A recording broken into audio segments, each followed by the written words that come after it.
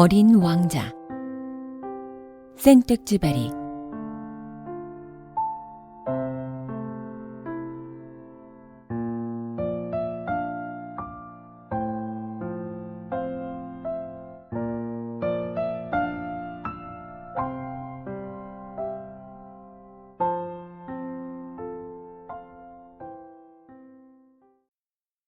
내 나이 6살 적에 한 번은 체험담이라고 부르는 원시림에 관한 책에서 멋진 그림 하나를 보았다. 보아뱀 한 마리가 맹수를 삼키고 있는 그림이었다. 그걸 옮겨놓은 그림이 위에 있다. 그 책에 이런 말이 있었다. 보아뱀은 먹이를 씹지 않고 통째로 삼킨다. 그러고 나면 몸을 움직일 수가 없어 먹이가 소화될 때까지 6달 동안 잠을 잔다. 나는 그 그림을 보고 나서 밀림의 가지가지 모험들을 곰곰이 생각해 보았으며 드디어 나도 색연필을 들고 나의 첫 그림을 용케 그려냈다. 나는 내 걸작을 어른들에게 보여주며 내 그림이 무섭지 않느냐고 물어보았다. 어른들은 대답했다. 아니, 모자가 왜 무서워? 내 그림은 모자를 그린 게 아니라 코끼리를 소화시키고 있는 보아뱀을 그린 것이었다. 그래서 나는 어른들이 알아볼 수 있도록 보아뱀의 속을 그렸다. 어른들에겐 항상 설명을 해줘야만 했다. 어른들은 나에게 속이 보이는 보아뱀이나 안 보이는 보아뱀의 그림 따위는 집어치우고 차라리 지리나 역사, 산수, 문법의 재미를 붙여보라고 충고했다. 나는 이렇게 해서 내 나이 6살 때 화가라는 멋있는 직업을 포기했다. 나는 내 그림 제1호와 제2호의 실패로 그만 기가 죽고 말았던 것이다. 어른들은 자기들 혼자서는 아무것도 이해하지 못하고 그렇다고 그때마다 자꾸자꾸 설명을 해주자니 어린애에겐 힘든 일이었다. 그래서 나는 다른 직업을 골라야 했고 비행기 조종을 배웠다. 나는 세계 여기저기 제법 많은 곳을 날아다녔다. 그리고 지리는 정말 내게 많은 도움이 되었다. 그 덕분에 나는 눈길 한 번에 중국과 애리조나를 구별할 수 있었다. 밤의 어둠 속에서 길을 잃었다면 그게 아주 유익하다. 나는 이렇게 살아오는 동안 수많은 진지한 사람들과 수많은 접촉을 했다. 오랫동안 어른들과 함께 살며 그들을 아주 가까이서 보아왔다. 그렇다고 해서 그들에 대한 내 의견이 크게 달라지지는 않았다. 나는 좀 똑똑해 보이는 사람을 만날 때마다 내가 품고 다니던 내 그림 제1호를 꺼내 그를 시험해 보곤 했다. 그가 정말 이해력이 있는 사람인가 알고 싶었던 것이다. 그러나 늘 이런 대답이었다. 모잔데? 그러면 나는 보아뱀 이야기도 원시림 이야기도 꺼내지 않았다. 나는 그가 알아들을 수 있도록 트럼프 이야기, 골프 이야기, 정치 이야기, 넥타이 이야기를 했다. 그러면 그 어른은 그만큼 분별 있는 사람을 하나 알게 되었다고 아주 흐뭇해하는 것이었다.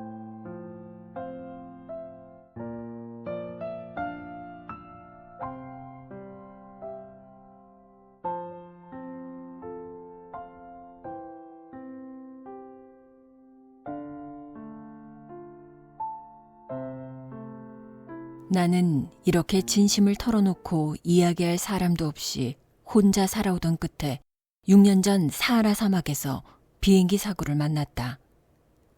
모터에서 무언가가 부서진 것이다. 기관사도 승객도 없던 터라 나는 그 어려운 수리를 혼자서 감당해 볼 작정이었다. 나로서는 죽느냐 사느냐 하는 큰 문제였다. 겨우 일주일 동안 마실 물밖에 없었다.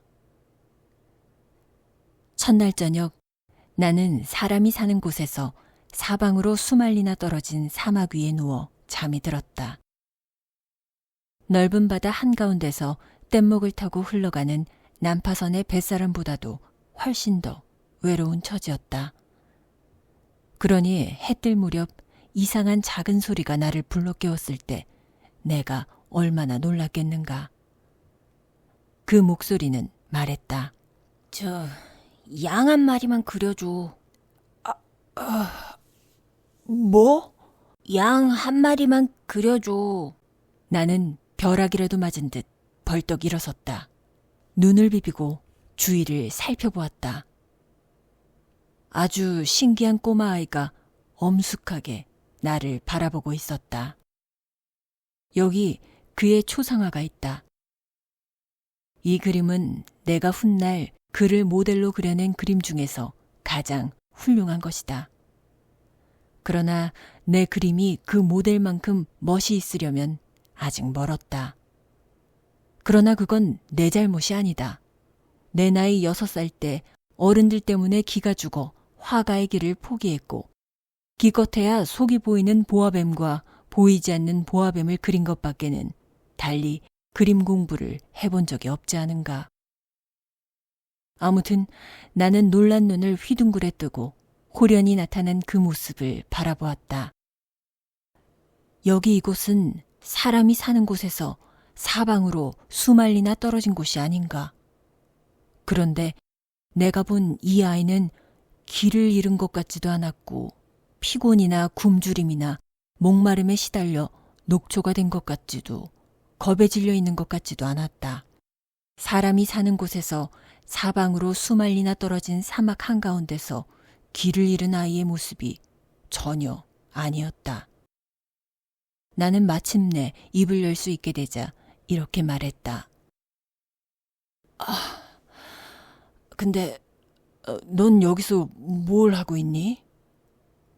그러나 그 애는 무슨 중대한 일이나 되는 것처럼 아주 나직하게 같은 말을 되풀이했다. 양 한 마리만 그려줘. 터무니없는 일이라도 너무 강렬한 느낌을 받으면 감히 거역하지 못하는 법이다. 그래서 사람들이 사는 곳에서 사방으로 수말리나 떨어진 데서 죽음이 눈앞에 아른거리는 판에 정말 멍청한 짓을 한다고 생각하면서도 나는 주머니에서 종이와 만년필을 꺼냈다. 하지만 나는 그때 내가 특별히 공부한 것이라고는 고작 지리와 역사, 산수와 문법이라는 생각이 나서 그 꼬마아이에게 그림을 그릴 줄 모른다고 말했다. 괜찮아. 양 한 마리만 그려줘. 나는 한 번도 양을 그려본 적이 없기 때문에 내가 오직 그릴 수 있는 2가지 그림 중에서 하나를 그에게 다시 그려주었다. 속이 보이지 않는 보아뱀의 그림을. 그런데 놀랍게도 그 꼬마아이는 이렇게 대답하는 것이었다. 아니야. 난 보아뱀의 뱃속에 있는 코끼리는 싫어. 보아뱀은 아주 위험하고 코끼리는 아주 거추장스러워. 내가 사는 데는 아주 작아서 나는 양을 갖고 싶어. 양 한 마리만 그려줘. 그래서 나는 이 양을 그렸다. 그는 조심스럽게 살펴보더니 말했다. 아니야. 이건 벌써 몹시 병들었는걸. 다른 걸로 하나 그려줘. 나는 이 그림을 그렸다. 내 친구는 얌전하게 미소 짓더니 너그럽게 말했다. 아이 참, 이게 아니야. 이건 순양이야. 뿌리도 없고. 그래서 나는 이 그림을 그렸다. 그러나 이건 역시 앞의 그림들처럼 퇴짜를 맞았다. 이건 너무 늙었어. 나는 오래 살 수 있는 양이 필요해. 그때 나는 모터를 분해하는 일이 우선 급해 참지 못하고 아무렇게나 쓱 그어댔는데 그게 이 그림이었다. 그러고는 던져주며 말했다. 이건 상자야. 네가 갖고 싶어하는 양은 그 안에 들어있어. 그런데 놀랍게도 이 어린 심판관의 얼굴이 환하게 밝아지는 게 아닌가. 내가 원한 건 바로 이거야. 이 양을 먹이려면 풀이 많이 있어야 할까? 그게 걱정이야? 내가 사는 데는 아주 작아서. 아마도 충분할 거야. 내가 그려준 건 아주 작은 양이거든. 그는 고개를 숙이고 그림을 들여다보았다. 그렇게 작지도 않은데? 이것 봐, 잠이 들었어. 나는 이렇게 해서 어린 왕자를 알게 되었다.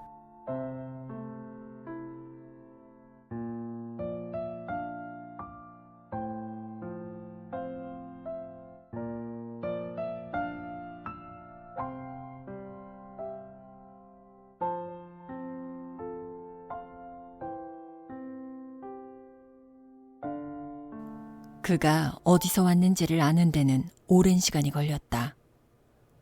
어린 왕자는 내게 여러 가지 질문을 하면서도 내 질문은 전혀 귀담아 듣는 것 같지 않았다. 어쩌다 우연히 흘러나온 말들을 듣고 나는 차츰차츰 모든 것을 알게 되었다. 가령 그가 처음으로 내 비행기를 보았을 때 그는 나에게 이렇게 물었다. 이 물건은 뭐야? 이건 물건이 아니야. 날아다니는 거야. 비행기야. 내 비행기. 나는 내가 날아다닌다는 걸 그에게 알려주는 것이 자랑스러웠다. 그러자 그는 큰 소리로 외쳤다. 아니, 아저씨가 하늘에서 떨어졌어? 응. 이야, 그거 참 신기한데?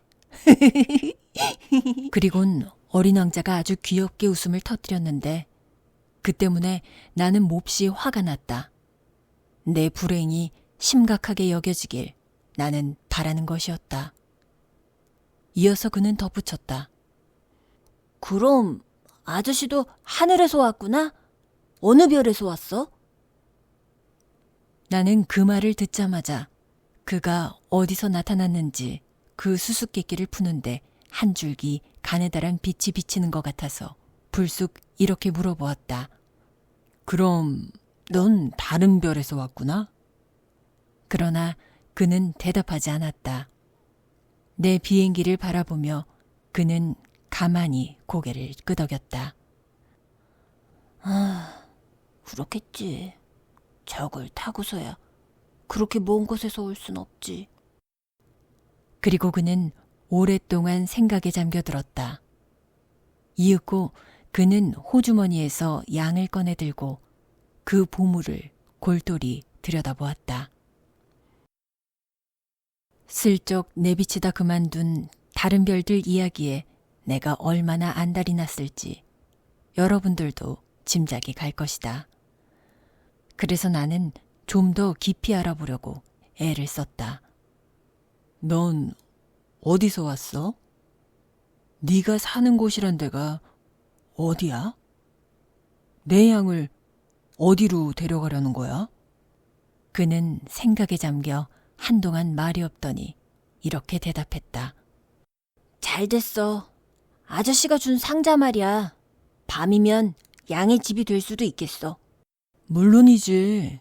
네가 얌전히 굴면 낮에 양을 메어둘 수도 있도록 고삐도 하나 줄게. 말뚝도 주고. 내 제안에 어린 왕자는 충격을 받은 것 같았다. 메어도? 어우, 그거 참 이상한 생각이다. 그렇지만 메어두지 않으면 아무데나 돌아다니다가 길을 잃을 거야. 가긴 어디로 간다는 거야? 어디든지 앞으로 곧장 쭉. 그러자 어린 왕자가 엄숙하게 말했다. 괜찮아. 내가 사는 데는 아주 작은데 뭐. 그러고는 어딘지 좀 우울한 목소리로 덧붙였다. 앞으로 곧장 가봐야 별로 멀리 갈 수도 없어.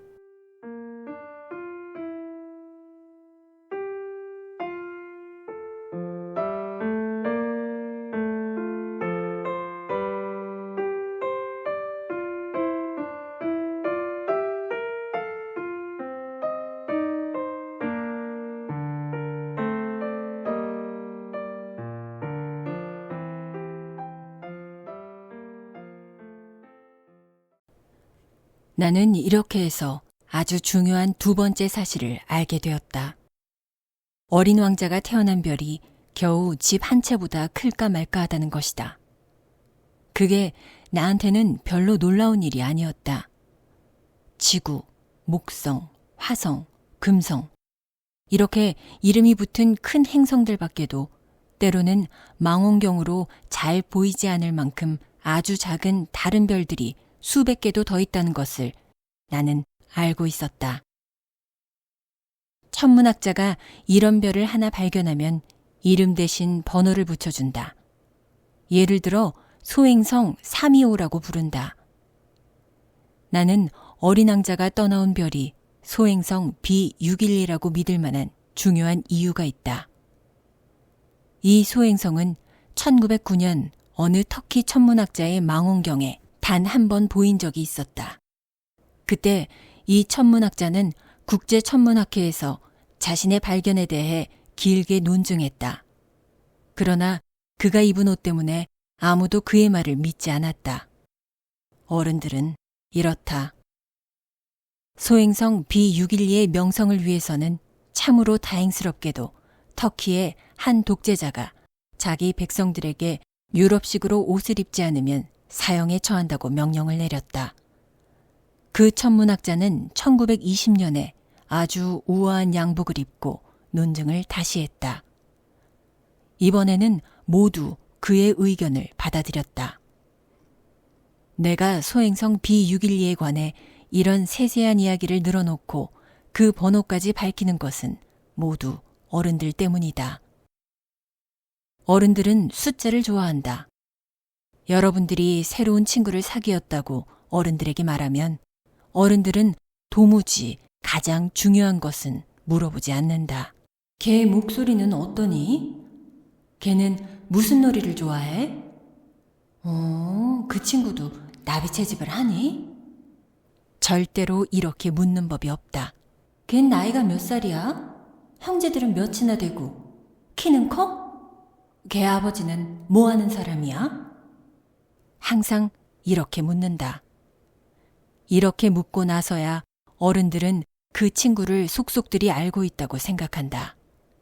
만일 여러분들이 저요, 아주 아름다운 장밋빛 벽돌집을 보았는데요. 창문에 제라늄이 있고 지붕 위에는 비둘기가 있고. 이런 식으로 어른들에게 말한다면 어른들은 그 집을 상상해내지 못할 것이다. 어른들에겐 이렇게 말해야 한다. 저 10만 프랑짜리 집을 봤어요. 비로소 그들은 소리친다. 정말 예쁜 집이겠구나. 그러니 여러분들이 어린 왕자가 있었다는 증거는 그 애가 정말 멋진 아이였다는 것이고, 그 애가 웃었다는 것이고, 그 애가 양을 갖고 싶어 했다는 것이에요. 누군가가 양을 갖고 싶어 한다면 그건 그 사람이 살아있다는 증거죠. 라고 어른들에게 말한다면 그들은 어깨를 으쓱하며 여러분들을 어린아이로 취급할 것이다. 그러나 그는 소행성 B612에서 왔어요. 라고 말하면 어른들은 곧 알아듣고 질문 따위를 늘어놓아 여러분들을 귀찮게 하지 않을 것이다. 어른들은 이렇다. 그들을 탓해서는 안 된다. 어린이들은 어른들에게 아주 너그러워야 한다. 그러나 물론 삶을 이해하고 있는 우리들한테는 숫자 같은 것이야 우습다. 나는 이 이야기를 선녀 이야기식으로 시작하고 싶었다. 옛날 옛적 한 어린 왕자가 자기보다 조금 클까 말까한 별에 살고 있었는데 그는 친구가 갖고 싶어서 삶을 이해하는 사람들의 눈에는 이런 식의 이야기가 훨씬 더 진실하게 보였을 것이다. 사람들이 내 책을 가볍게 읽어버리는 것이 싫어서 하는 말이다. 이제 그 추억을 이야기하려니 그만큼 슬프기도 하다. 내 친구가 양을 가지고 떠난 지도 언 6년이 되었다. 내가 여기에다 그의 모습을 그리려고 애를 쓰는 것은 그 애를 잊어버리지 않기 위해서다. 친구를 잊어버린다는 것은 슬픈 일이다. 누구에게나 다 친구가 있었던 것은 아니다. 그리고 나도 숫자밖에는 관심이 없는 어른들처럼 되어버릴지도 모른다. 내가 이제 다시 그림 물감 한 갑과 연필 몇 자루를 사온 것도 이 때문이다. 이 나이에 다시 그림을 시작한다는 것은 힘든 일이다. 6살 때 속이 보이는 보아뱀과 속이 보이지 않는 보아뱀을 그려본 것밖에 달리 그려본 것이 없는 처지에 물론 힘이 닿는 한 그의 모습과 가장 많이 닮은 초상화를 그리려고 노력은 하겠지만 성공할 수 있을지 정말 자신이 없다. 어떤 그림은 그런대로 괜찮지만 어떤 그림은 영 딴판이다. 키를 어림잡는데도 좀 서투르다. 이쪽 어린 왕자는 너무 크고 저쪽은 너무 작다. 옷 색깔을 놓고도 역시 망설여진다. 그래서 나는 되든 안 되든 이렇게도 저렇게도 더듬거려 본다. 마지막엔 아주 중요한 부분에 가서 잘못을 저지를 것만 같다. 그래도 나를 용서해 주어야 한다. 내 친구는 아무런 설명도 해주지 않았다. 어쩌면 내가 자기와 같으리라고 생각했던가 보다. 그러나 불행하게도 나는 상자를 꿰뚫고 그 속에 있는 양을 볼 줄 모른다. 어쩌면 나도 얼만큼은 어른들처럼 되어버린 것은 아닌지 아마도 늙어버렸나 보다.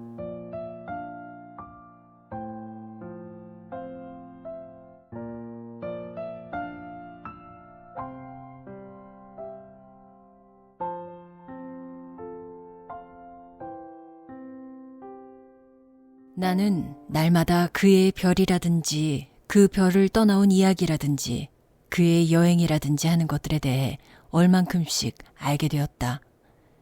그 일은 아주 천천히 이 생각 저 생각을 따라가며 진행되었다.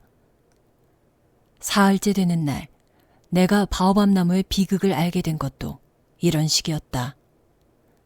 이번에도 역시 양 덕분이었는데 어린 왕자가 무슨 대단한 의문에라도 사로잡힌 듯 불쑥 이런 질문을 했다. 양들이 작은 떨기나무를 먹는다는 게 정말이야? 그럼 정말이야. 아, 그럼 됐네.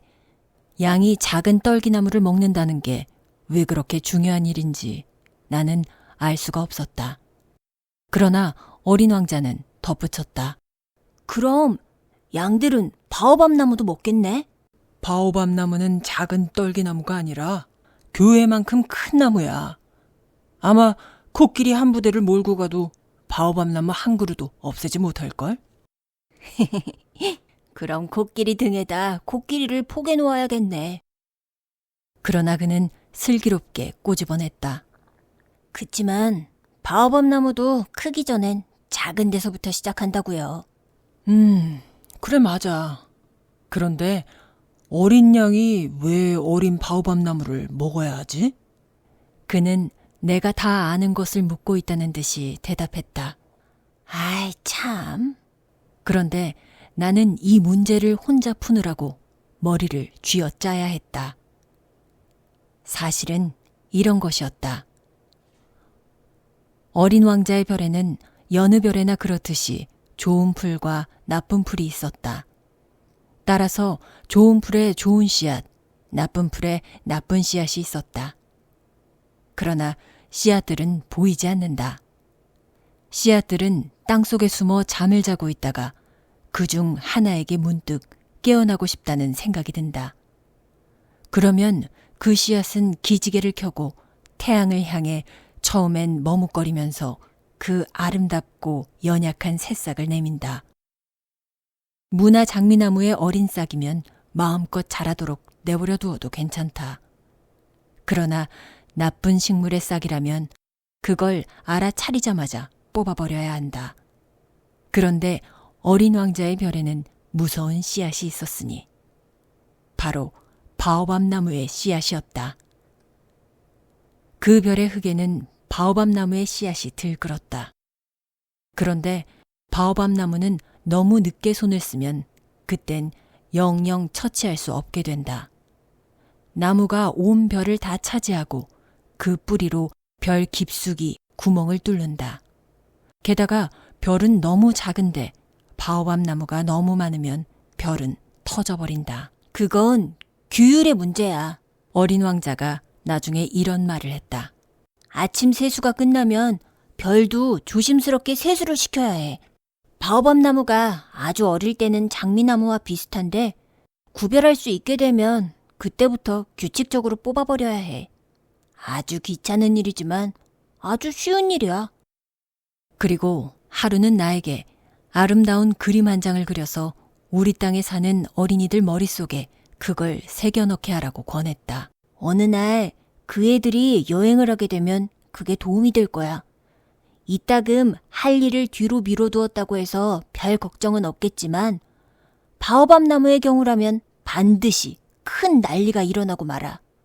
난 게으름뱅이가 살고 있는 별 하나를 아는데 그 작은 새 그루 나무를 소홀히 한 게 그만.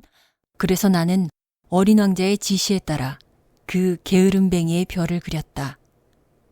나는 도독선생 같은 말투를 별로 좋아하지 않는다.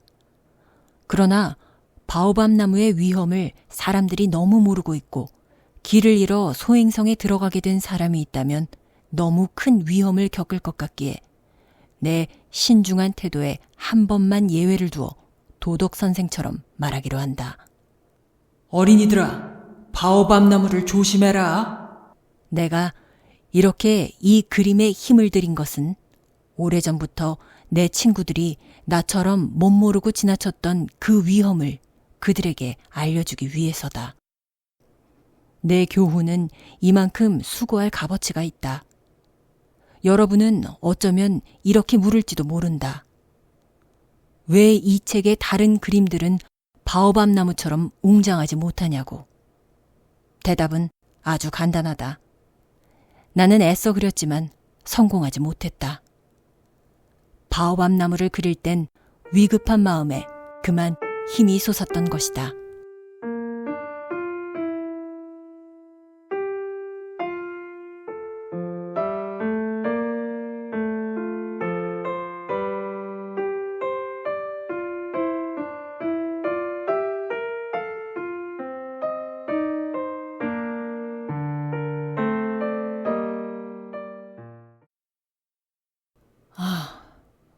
어린 왕자, 너의 초라하고 쓸쓸한 생활을 난 이렇게 조금씩 알게 되었다.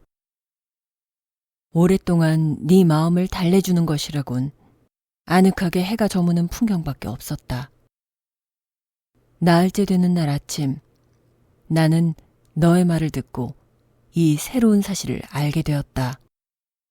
그때 너는 이렇게 말했다. 난 해넘이가 정말 좋아. 지금 해넘이를 보러 가요. 하지만 기다려야 하는데? 기다리더니 뭘?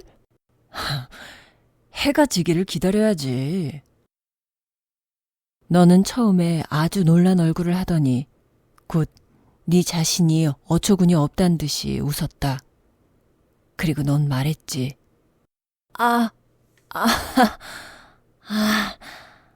난 아직도 내가 내 별에 있다고 착각하고 있었어. 그렇다. 미국의 한낮이면 누구나 다 알다시피 프랑스에서는 해가 저문다. 해가 저무는 것을 보려면 단 1분 동안에 프랑스로 갈 수만 있으면 될 텐데. 불행히도 프랑스는 너무 멀리 떨어져 있다. 그러나 작은 너의 별에서는 의자를 몇 걸음 당겨 놓으면 그만이었다. 그래서 넌 네가 원할 때마다 석양을 바라보곤 했었다. 어느 날 난 44번이나 해넘이를 보았어. 아저씨도 알 거야. 슬플 땐 누구나 해가 저무는 게 보고 싶지.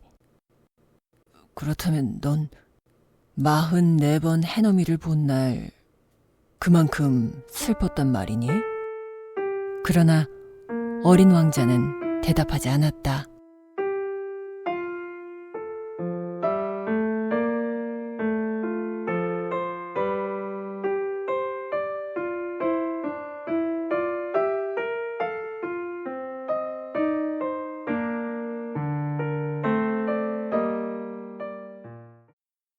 5째 되는 날, 그날도 역시 양의 도움으로 나는 어린 왕자의 삶에 깃들어 있는 비밀을 알게 되었다. 오랫동안 말없이 생각해온 의문이 열매를 맺은 듯 갑자기 그는 밑도 끝도 없는 질문을 던졌다. 양이 작은 떨기나무를 먹는다면 꽃도 먹을까? 양은 닥치는 대로 다 먹지.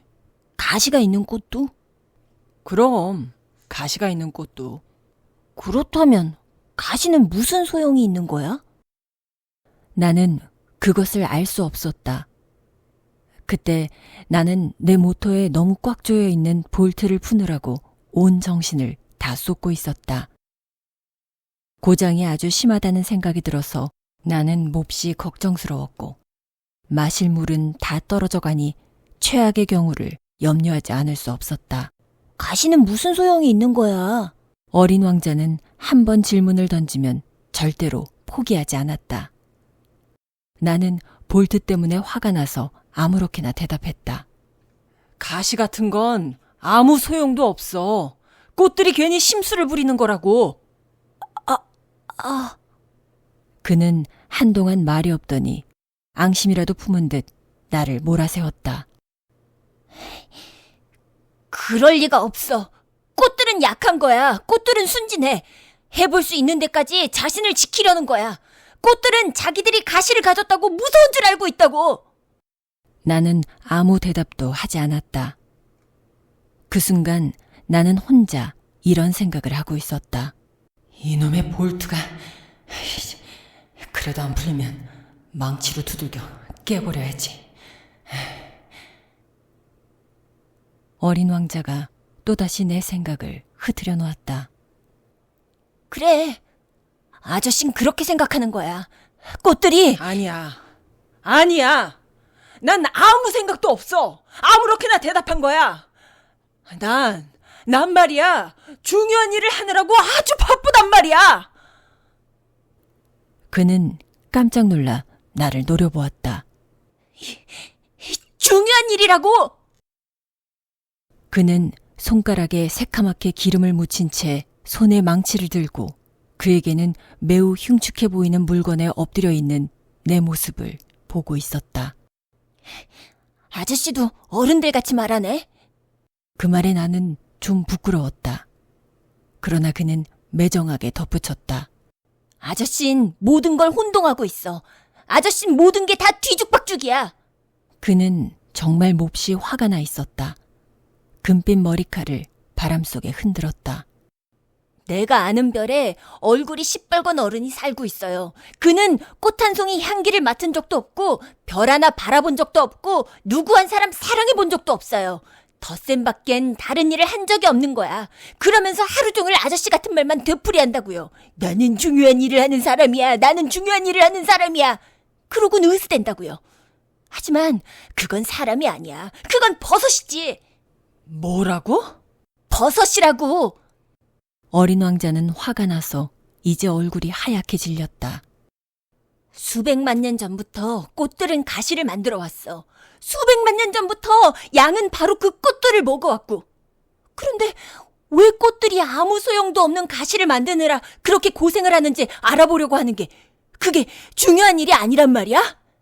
양과 꽃들의 전쟁은 중요한 일이 아니란 말이냐고! 그 뚱뚱하고 시뻘건 어른의 덧셈보다 더 중요하고 진지한 일이 아니란 말이야? 내 별을 떠나선 어디를 가도 찾아볼 수 없는 이 세상에 단 한 송이밖에 없는 꽃을 생각해봐.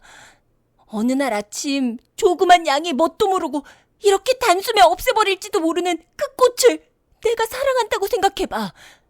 그런데 그게 중요한 일이 아니란 말이야? 그는 빨갛게 상기된 얼굴로 다시 말을 이었다.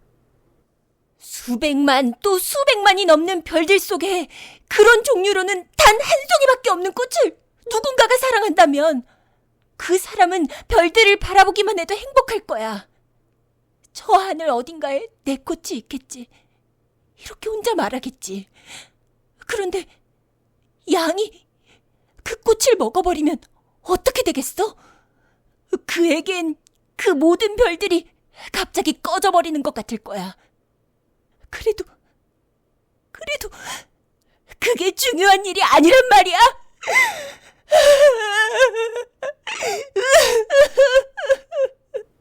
그는 갑자기 흐느껴 울기 시작했다.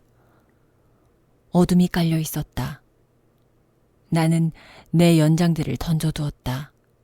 망치도, 나사도, 목마름도, 죽음도 안중에 없었다.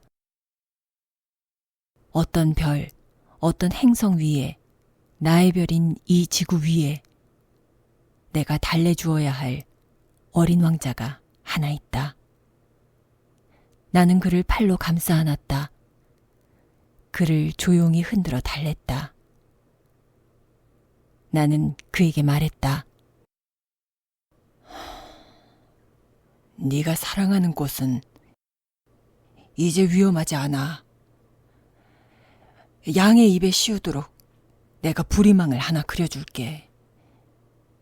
네 꽃을 위해 내가 갑옷도 하나 그려줄게. 나는 더 이상 무엇을 말해야 할지 도무지 알 수 없었다. 난 내가 아주 서툰 것 같았다.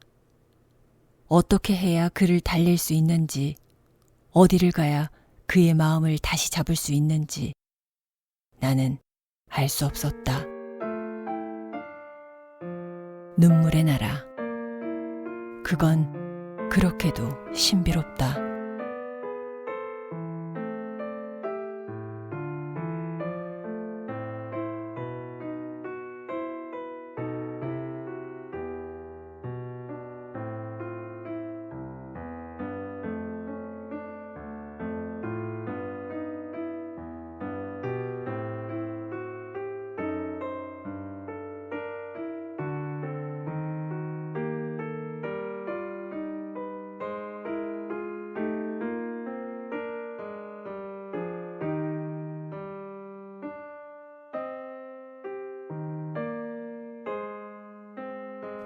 나는 곧 그 꽃을 더 잘 알게 되었다.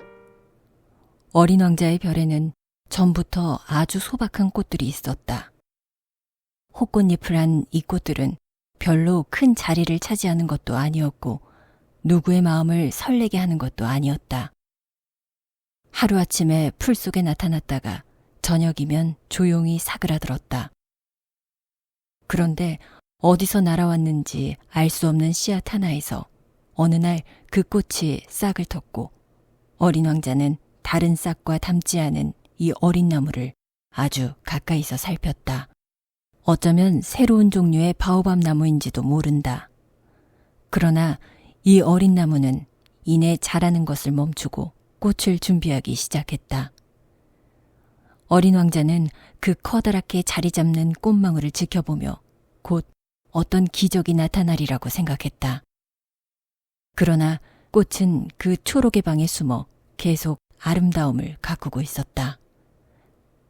정성 들여 색깔을 골랐다. 꽃은 천천히 옷을 입고 꽃잎을 하나하나 가다듬었다. 그 꽃은 개의 양귀비처럼 아무렇게나 차리고 나타나려 하지 않았다. 아름다운 빛이 흘러넘칠 때야 나타나고 싶어 했다. 그랬다. 정말 멋쟁이 꽃이었다. 신비로운 화장은 몇 날 며칠이 걸렸다.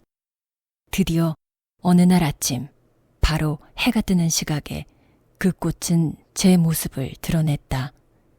그리고 그 꽃은 아주 꼼꼼하게 화장을 했으면서도 하품을 하며 이렇게 말했다.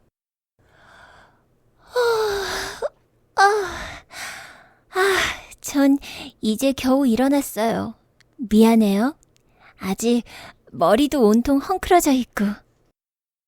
그러나 어린 왕자는 감탄을 누를 수가 없었다. 참 아름다워. 그렇죠? 그리고 전 햇님과 함께 태어났어요. 어린 왕자는 그 꽃이 별로 겸손하지 못하다는 걸 알아차렸다. 그러나 그만큼 마음을 설레게 하는 꽃이 아닌가. 꽃은 이내 말을 이었다. 지금쯤 아침 식사 시간이 아닌가요?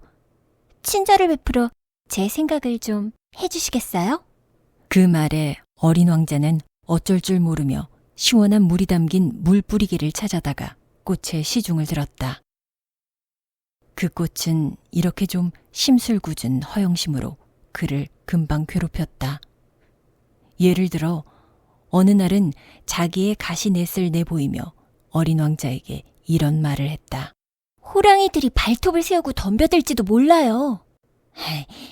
이별엔 호랑이가 없어. 그리고 호랑이는 풀 같은 건 먹지 않아. 어린 왕자가 반박했다. 전 풀이 아니에요. 꽃이 나직하게 대답했다. 아, 미안해. 호랑이 따윈 무서울 게 없지만 그래도 바람은 끔찍해. 바람막이 같은 건 없나요? 바람이 끔찍하다고? 그렇다면 식물로선 참 안 됐구나. 어린 왕자는 예사롭게 생각하지 않았다. 이 꽃은 정말 까다롭네. 저녁엔 유리덮개를 씌워줘요. 당신 별은 아주 춥네요. 설비는 엉망이고. 제가 떠나온 곳은 그러나 꽃은 거기서 말을 그쳤다. 꽃은 씨의 형식으로 이곳에 왔으니 다른 세계를 결코 알 턱이 없는 것이다. 그런 순진한 거짓말을 꾸미다가 들킨 게 부끄러워서 꽃은 잘못을 어린 왕자에게 뒤집어 씌우려고 두세 번 기침을 했다. 바람막이는요? 막 찾으러 가려는데 네가 그런 말을 해서. 그러자 꽃은 어찌됐든 어린 왕자를 후회하도록 만들려고 억지 기침을 했다. 이렇게 해서 어린 왕자는 그의 사랑에서 우러나온 착한 마음에도 불구하고 그 꽃을 곧 의심하게 되었다. 별것도 아닌 말을 심각하게 생각했고 그래서 아주 불행하게 되었다. 꽃의 말을 듣는 게 아니었어. 어느 날 그는 내게 속마음을 털어놓았다. 꽃들의 말을 들어선 안 돼. 그저 바라보고 향기를 맡아야지. 내 꽃은 내 별을 향기롭게 해줬는데 난 그걸 즐길 줄 몰랐어. 날 그렇게 화나게 했던 그 발톱 이야기가 내 마음을 푸근하게 할 수도 있었는데. 그는 계속해서 자기의 속마음을 이야기했다. 그때 난 아무것도 알지 못한 거야. 말이 아니라 행동으로 그 꽃을 판단했어야 했는데 그 꽃은 날 향기롭게 해주고 내 마음을 밝게 해줬어. 거기서 도망쳐 나오는 게 아니었는데 그 어설픈 거짓말 뒤에 따뜻한 마음이 숨어 있단 걸 눈치챘어야 했는데. 꽃들은 정말 모순 덩어리야. 난 꽃을 사랑하기 너무 어렵고.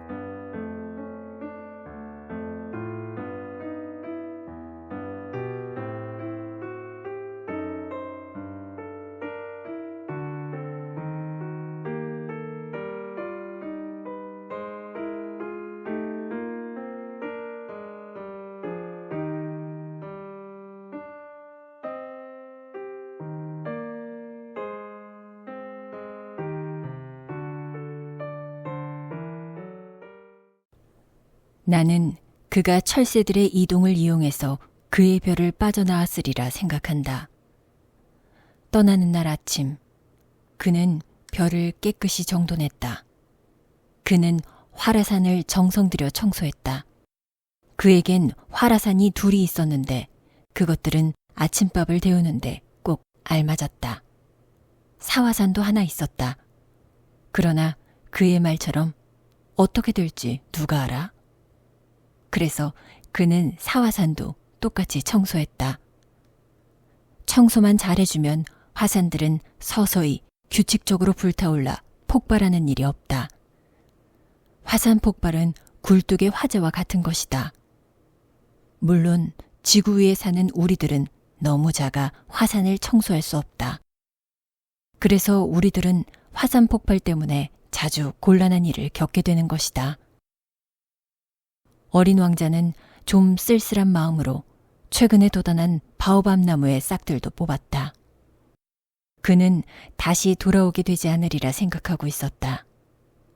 그러나 손에 익은 그 모든 일들이 그날 아침엔 유난히도 다정하게 느껴졌다. 그리고 마지막으로 꽃에 물을 주고 유리 덮개를 씌워줄 채비를 할 때 그는 울고만 싶었다. 잘 있어. 그러나 꽃은 대답이 없었다. 잘 있어. 그는 되풀이했다. 꽃은 기침을 했다. 그러나 감기 때문이 아니었다. 내가 바보였어. 이윽고 꽃이 말했다. 용서해줘. 부디 행복하게 지내. 그는 꽃이 비난을 퍼붓지 않는 것을 보고 놀랐다. 유리 덮개를 쳐들고 그는 멍청이 서 있었다. 이렇게 잔잔하고 다정하다니 도무지 이해할 수 없었다. 그래. 난 너를 사랑해. 넌 그걸 몰랐겠지만. 내 잘못이지. 그런 건 아무래도 좋아. 하지만 너도 나만큼 바보였어. 부디 행복하게 지내. 그 유리 덮개는 그냥 치워. 이젠 필요 없어. 하지만 바람이... 난 그렇게 쉽게 감기에 걸리지 않아. 시원한 밤바람이 내게 좋을 거야. 난 한 송이 꽃이잖아. 하지만 짐승들이... 나비를 보려면 벌레 2-3마리는 견뎌야지. 나비는 참 아름다운 것 같더라. 그러지 않으면 누가 날 찾아오겠어. 넌 멀리 떠날 거고. 커다란 짐승들이 온데도 난 겁나지 않아. 나한텐 발톱이 있으니까. 그러면서 그녀는 순진하게 가시 4개를 내보였다. 그리고 덧붙였다. 그러지 말고 어서 가. 자꾸 신경 쓰이잖아. 벌써 떠나기로 마음먹었으면서. 어서 가. 꽃은 우는 모습을 보이고 싶지 않았던 것이다. 그렇게도 오만한 꽃이었다.